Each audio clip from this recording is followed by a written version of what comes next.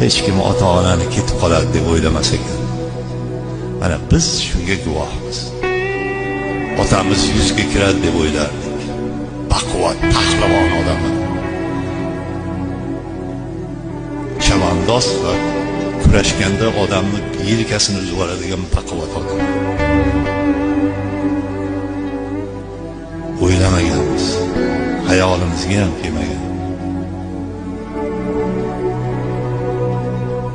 Shuning uchun ota-onasi bor birodarlarga iltimos, ota-onani hurmatini joyiga qo'yib, qarib qolsa yonida bo'lib,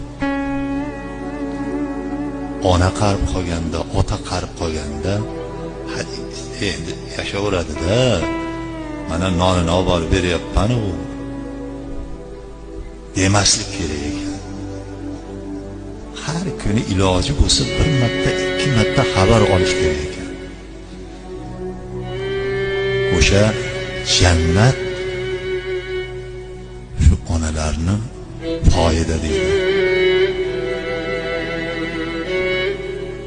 Iloji boricha hurmatini joyiga qo'yib duosini olish kerak ekan.